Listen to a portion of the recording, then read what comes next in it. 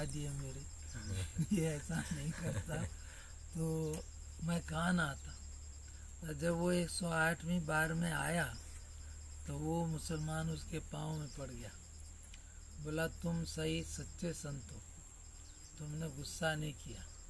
तो इसलिए, और यदि वो उसको कुछ कह देता तो क्या होता, विरोध होता, और एक बार का विरोध कई जन्मों तक खत्म नहीं होता है, झगड़ा चलता ही रहता है। इसलिए इसको लेकर के बोलते हैं कि झगड़े से झगड़ा शांत नहीं होता, झगड़े को शांत करना है तो शांति से ही शांत होगा और हमेशा के लिए हो जाएगा।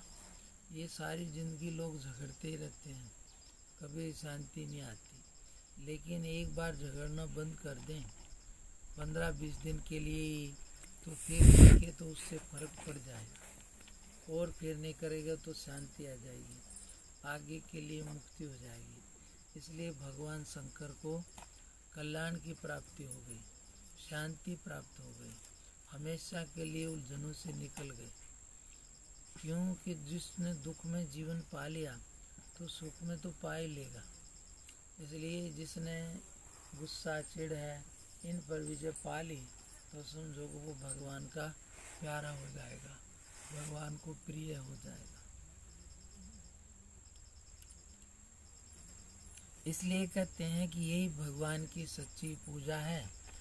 कोई कुछ बोल दे, अरे क्या है जहर, दुख, दुख का मतलब है जहर, अच्छा नहीं लगता, तो ये अच्छा नहीं लगता तो इसलिए इसको, अब ये दवाई है ना ज़्यादातर कड़वी होती है, फिर भी आदमी क्यों खाते हैं, परिणाम में फायदा होगा। ऐसे ही ये जब कोई हमें उल्टा आता है तो वो खराब तो लगता है, लेकिन उसको कोई हजम कर ले तो क्या होगा कि उसको फायदा हो जाएगा बाद में, परिणाम में। इसी से कहते हैं कि एक समझ आती है, सबके अंदर परमात्मा भगवान बैठा है तो तुम्हारे अंदर भी बैठा है। इसलिए ऐसा कुछ नहीं है कि किसी के अंदर नहीं है, सबके अंदर है, तुम्हारे अंदर भी है। ऐसा समझ करके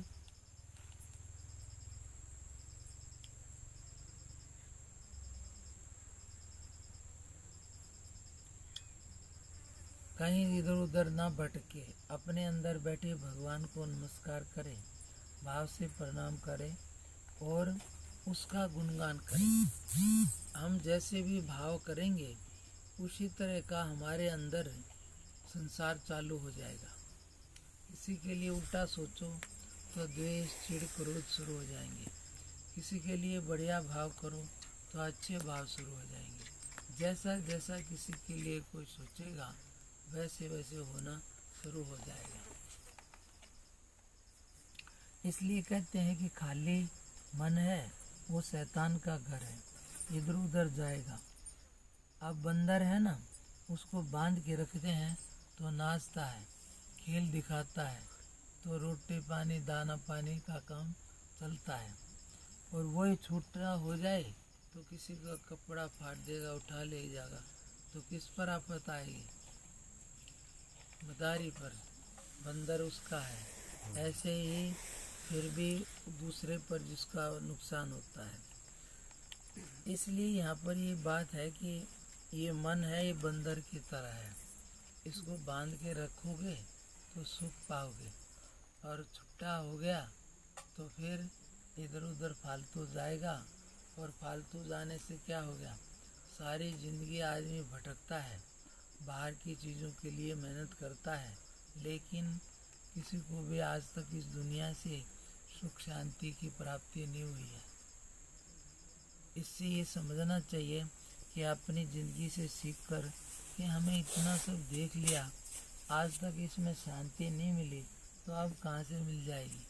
तो इतना समझ करके ये समझना चाहिए कि संसार में सुख शांति है नहीं, होती तो किसी को मिल गई होती, लगेगा ज़रूर, यही माया है कि लगता है ऐसा होके सुख हो जाएगा, ऐसा होके हो जाएगा, इसलिए होता नहीं है।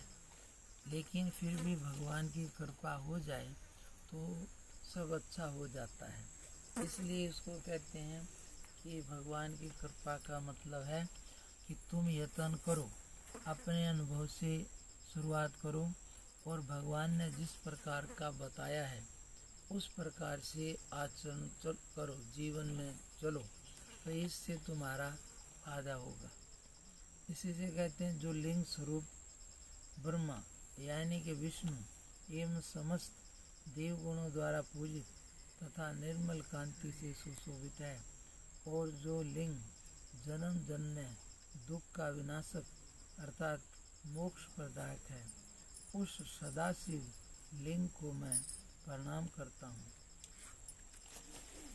लिंग का मतलब क्या होता है? पढ़ता है रे? नहीं पढ़ता? कितने लिंग होते हैं? 3। हाँ सही है।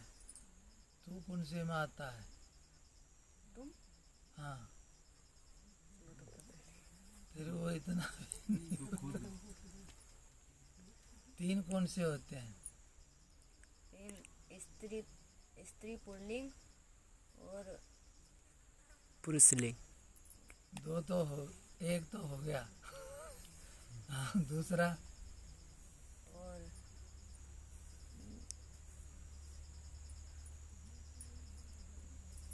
एक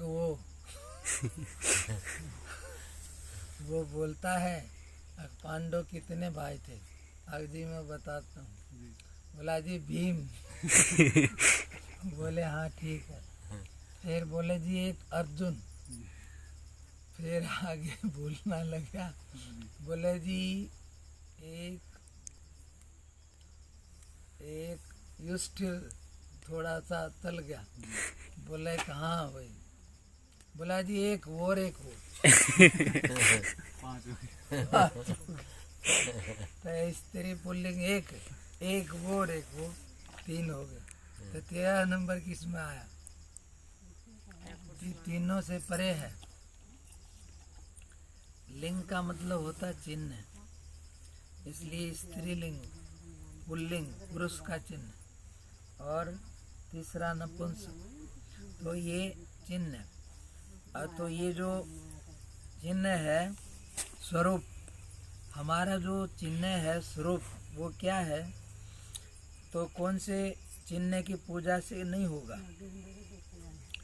जन्म और दुख का नाश करने वाला जो कहते हैं ब्रह्मा विष्णु समस्त देवगुणों द्वारा पूजित तथा निर्मल कांति तेज से सुशोभित है, और जो लिंग जन्म जन्य दुख का विनाशक और मोक्षदायक है, उस सदाशिव लिंग को मैं प्रणाम करता हूँ। अर्थात सदाशिव अर्थात हमेशा हमेशा के लिए जिससे कल्याण हो जाए, वो जिसकी सभी ब्रह्मा आदि देवता पूजा करते हैं, वो आत्मा है, वही प्रकाश रूप चिन्ह है, वही ज्योति स्वरूप परमात्मा है। सब के अंदर उसी की ज्योत जाग रही है, उसी से सब अपने को महसूस करते हैं। इसलिए कहते हैं कि जो समस्त देवगुणों द्वारा पूजित तथा निर्मल कांति से सुशोभित है, और जो लिंग जन्म जन्य दुख का विनाशक अर्थात मोक्ष प्रदायक है, उस सदाशिव लिंग को मैं प्रणाम करता हूँ। जो शिवलिंग श्रेष्ठ देवगण एवं ऋषि परगणों द्वारा पूजित कामदेव को नष्ट करने वाला, करुणा की खान रावण के घमंड को नष्ट करने वाला है, उस सदाशिव लिंग को मैं प्रणाम करता हूँ।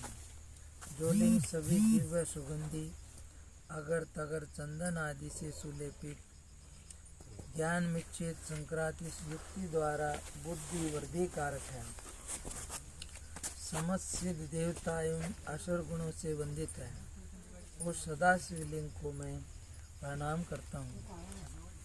शाम्ब शक्ति सहित सदाशिव का लिंग रूप विग्रह सुवर्ण माणिक्य आदि महामणियों से विभूषित तथा नागराज द्वारा वेष्टित लिपटे होने से अत्यंत सुशोभित है।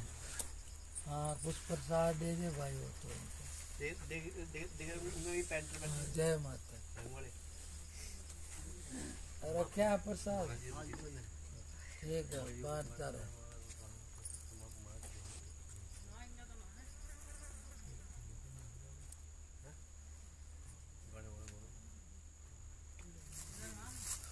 वो तो उनका काम है वे आप कर लेंगे, तुम्हारा काम कर लो। तुम तो अपने टेंट वेंट लगा देना। ये टेंट ऐसा लगाना वाटर प्रूफ। वाटर प्रूफ भी लगाऊंगा जी, पूरे में टेंट लगाएगा गुरु जी। पूरे में तो जितने में आदमी बैठ जाए उतना वाटर प्रूफ करना, बाकी की जरूरत नहीं है, क्योंकि रात में यहाँ बैठेंगे तो ये टपकता है, फिर सारा भीग जाता है ये। हाँ जी, इसे तो वाटर प्रूफ करवाना पड़ेगा। पब्लिक बहुत रह गई गुरु जी। ऐसा 1-2 लाख हो जाए ना जी, 9,500 ही जाएंगे। ऐसा। अभी वो दोनों जगह है ना, वो इनका जो है विचार मिले नहीं।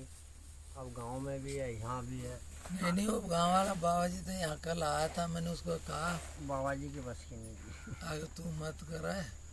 वो बोला जी ठीक है, उनका कमाई कर ले बाद में कर लेना। हाँ रिया करना है तो ठीक। तो उसने तो रात में, तो शुक्रवार में है पूर्णिमा, तो उसको तो रात में शुक्रवार में कर लेना चाहिए। नहीं करते